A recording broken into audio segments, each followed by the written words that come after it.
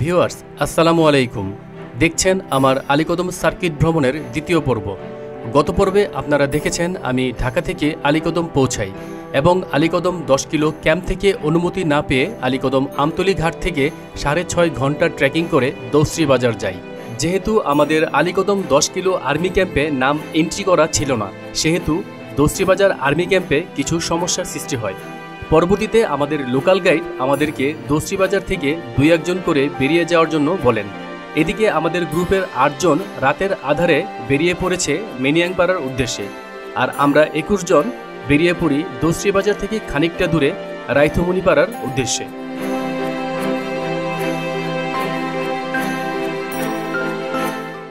Good morning from রাথইমণিপাড়া দৌসরি বাজার। এই পাড়াটি দৌসরি বাজারের খুবই কাছে। গতকালকে আমরা ট্রেকিং করে আসতে আসতে সন্ধ্যা হয়েছে দৌসরি বাজার। ওইখান থেকে আর ক্রিস্তং এবং রুংরাং সামিটের জন্য যাওয়া হয়নি। মূলত ঢাকা থেকে আলীকদম আসার পর আলীকদম সেনাবাহিনী ক্যাম্প 10 কিলোর পর থেকে আমাদের পারমিশন দেয়নি আসার জন্য। তারপর আমরা আলীকদমের আমতলী ঘাট থেকে ট্রেকিং করে এসেছি এখানে, ইতিমধ্যে আপনারা দেখেছেন। আজকে আমরা যাব থানকোয়াইন এবং পালংখিয়াং ঝর্ণায়। এখন আমরা যেই পাড়াটিতে আছি সেই পাড়াটির নাম হচ্ছে রাথইমণি পাড়া।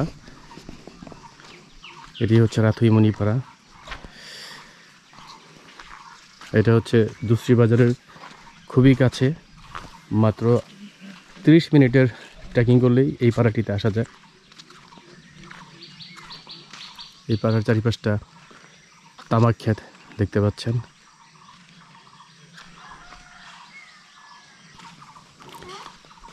আমরা এখানেই ঘুমিয়েছিলাম রাতে। রান্না হচ্ছে আমাদের জন্য।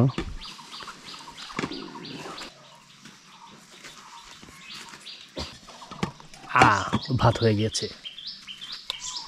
তোমার নাম কি? কি খাও? এদিকে আসো।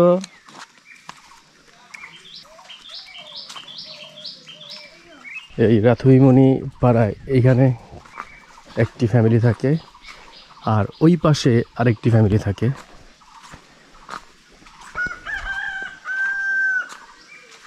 এটা হচ্ছে তাদের ফসলের ঘর, অর্থাৎ জুম ক্ষেত থেকে যখন ফসল নিয়ে আসে তখন এই জায়গাটার মধ্যে নিয়ে আসে। এই পাড়াতে কোনো ধরনের মোবাইল নেটওয়ার্ক নাই, তাই তাদের এই মোবাইল নেটওয়ার্ক পাওয়ার জন্য এই যে বাঁশ দেখতে পাচ্ছেন, এই বাঁশের মধ্যে একটি মোবাইল রাখা আছে। আর এই পাশটাতে হচ্ছে ঝর্ণার পানি আসে।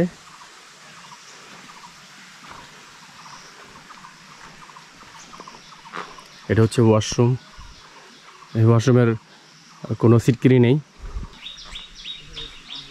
চারিদিকেই উঁচু উঁচু পাহাড় এই পাড়াটির। তো আমরা এখন যাচ্ছি ঝর্ণার দিকে। এই যে এখানে দেখতে পাচ্ছেন,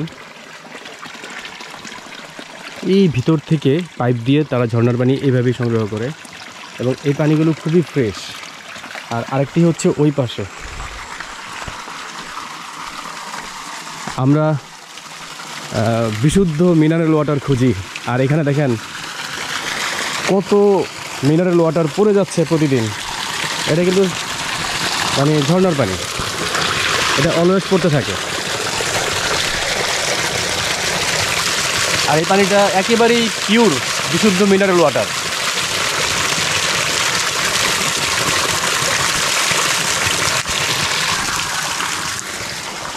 এই পারে আরেকটি ঘর দেখা যাচ্ছে, এখানেও একটি ফ্যামিলি থাকে। ওর নাম কি? কৃষ্ণময়, রুশময়। আর তোমার নাম? চিনিময়। তো এই যে তোমাদের দেখা যায়, দেখো এই যে হাসি দাও।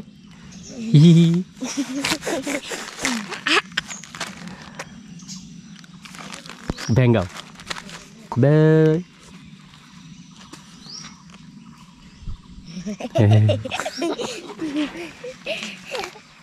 ওই যে আরেকজন আসছে, ওরে ডাক দো, ওরে ডাক দো। যাইস না, দাঁড়া। রাথইমণি পাড়া সাজানো গুছানো পরিষ্কার পরিচ্ছন্ন একটি পাড়া।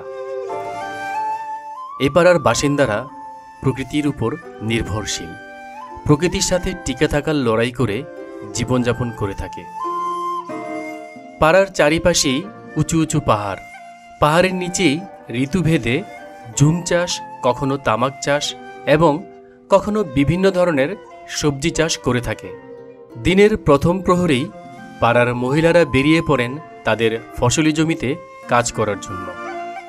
আমাদের জন্য সকালের নাস্তা হিসেবে মুরগির মাংস রান্না করা হচ্ছে। আমরা ঢাকা থেকে একজন রাঁধুনি নিয়ে এসেছি, ওনার বাড়ি হচ্ছে চিটাগাং। এই যে আলু পড়ে গেল। আচ্ছা, আলু দিয়ে মুরগির মাংস রান্না করা হবে।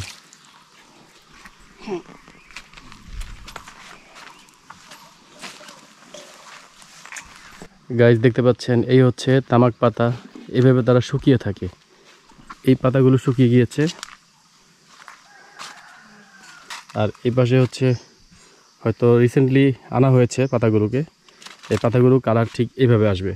তারপর এই পাতাগুলো বাজারে বিক্রির জন্য নিয়ে যাওয়া হবে। গাইস দেখতে পাচ্ছেন, পানির সংযোগ হয়ে গিয়েছে। এগুলো হচ্ছে ঝর্ণার পানি। এই ঝর্ণার পানি এইভাবে পাইপে করে ক্ষেতের মধ্যে দেওয়া হয় এবং খুব জোরে সোরে পানি আসতেছে।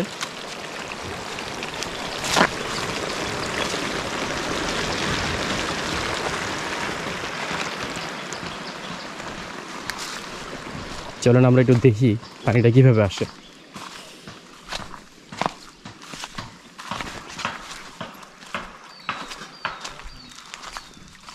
গাছ দেখতে পাচ্ছেন, এই যে পানি যাচ্ছে।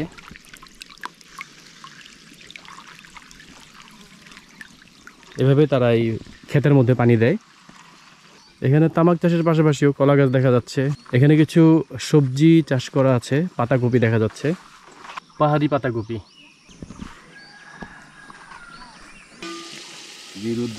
আমি পেঁয়াজ দিই অল্প একটা, মরিচ দিই 10টা।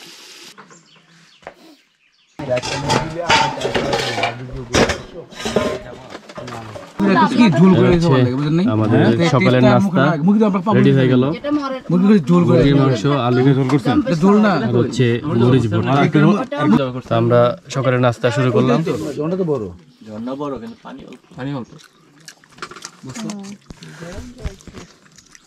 আসলে পাহাড়ে যা খাই সবই মজা লাগে। ভিউয়ার্স, আগামী পর্ব দেখার আমন্ত্রণ জানিয়ে আজকের মতো এখানেই শেষ করছি।